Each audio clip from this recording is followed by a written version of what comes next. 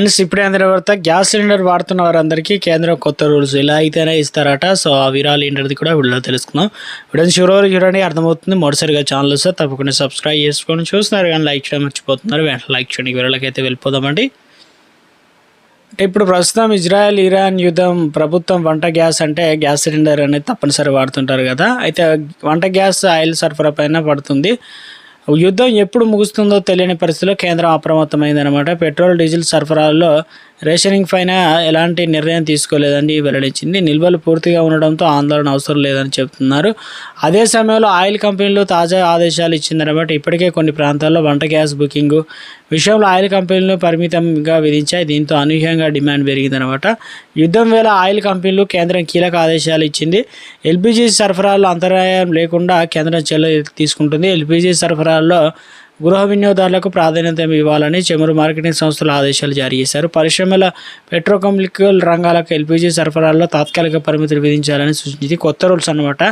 ప్రస్తుతం ఎల్పిజి దిగుమతులు ఏర్పడిన అంతరాయాల దృష్టిలో ఉంచుకొని నిర్ణయం తీసుకున్నారు. ఖతార్ నుంచి భారత్కు ఎల్పిజి దిగుమతి చేసుకుంటుంది. అయితే ఇరాన్ దాడులు చేస్తున్నతో ఖతార్ ఎల్పిజి సరఫరా నిలిపేసింది. అటు భారత్ గ్యాస్ విక్రయిస్తామంటూ ఆస్ట్రేలియా, కెనడా దేశాలు ముందుకొచ్చాయి. ఇక యుద్ధం వేళ వంట గ్యాస్ కొరత తప్పదనే ప్రచారం వేళ వినియోగదారులు పెద్ద సంఖ్యలో బుకింగ్ చేసుకుంటున్నారు. దీంతో సరఫరా పైన ఒత్తిడి పెరుగుతుంది. దీంతో ఆయిల్ కంపెనీలు తమ ఏజెన్సీల ద్వారా అనధికారికంగా వంట గ్యాస్ బుకింగ్ పైన పరిమితులు అయితే చేస్తున్నారు. అంటే గ్యాస్ బుకింగ్ ఏంటనే కొత్త రూల్స్ అంటే 2 సిలిండర్లు ఉన్న గ్యాస్ సిలిండర్ దారికి బుకింగ్ గడువు 30 రోజులు. ఒక సిలిండర్ ఉన్నటువంటి వినియోగదారుడు 21 రోజుల తర్వాతనే బుకింగ్ అనేది చేస్తున్నారు. ఈ మేరకు ఆయిల్ కంపెనీలు బుకింగ్ పోర్టల్లో, యాప్లో, సాఫ్ట్వేర్లోనూ మార్పులు చేశారు.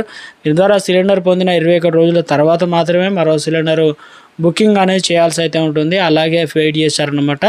అదేవిధంగా అదే సమయంలో ప్రభుత్వం ఆయిల్ కంపెనీలు మాత్రం వంట గ్యాస్ సరఫరా ఎలాంటి సమస్య లేదని చెప్తున్నప్పటికీ ఇప్పుడు ఇంకా యుద్ధం కొనసాగుతున్న వేళ సెప్టెంబర్ వరకు కొనసాగే అవకాశం ఉందనే వాదన వినిపిస్తున్నాయి. దీంతో కేంద్రం ఆయిల్ కంపెనీలను అప్రమత్తం చేసింది.